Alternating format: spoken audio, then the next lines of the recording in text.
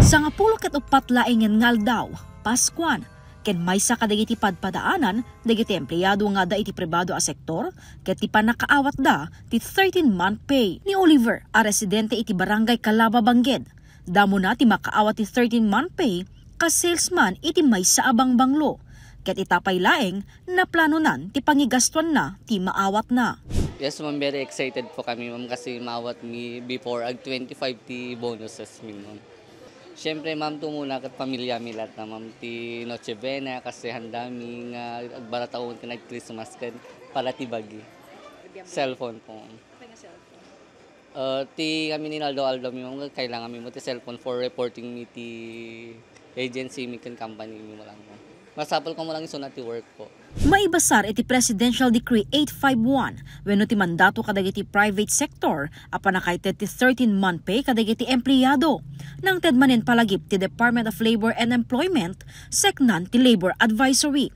Rumbeng a maiteden ti 13-month pay saan analadladaw ngem December 24. For example, 15,000 you divide it by 12 lamang. Day lang po. Day 12 ita kat di ay constant data po nga denominator which is data di ay 12 months tayo.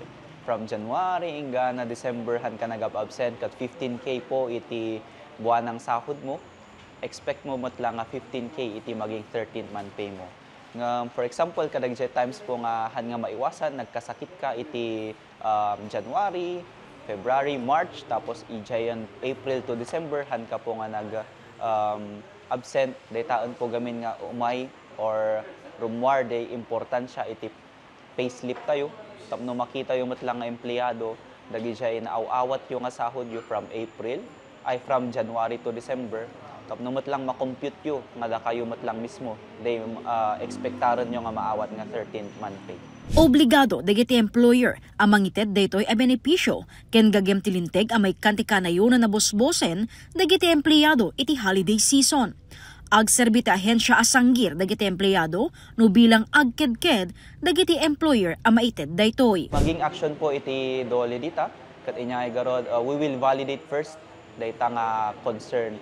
Han kami po nga one-sided iti kunwari umay lang ti empleyado agreklamo, we will validate it via through phone, through email, kastamat lang po. Kat mo talaga man nga awan ti response ti employer or di ay responding party tayo. Kat itaan tayong aramid iti letter for conference which is awisan maisuda nga duwa. Dagitoy duwa nga partido tapno pagtungtungan da immediate tayo. Kat di tatayon nga kitan, ma'am. Tapno maliklikan daytoy, inalokay ti dole dagiti private sector employer as sumurot iti nasa o alinteg. Jessica Boreta, Balitang, Solid North.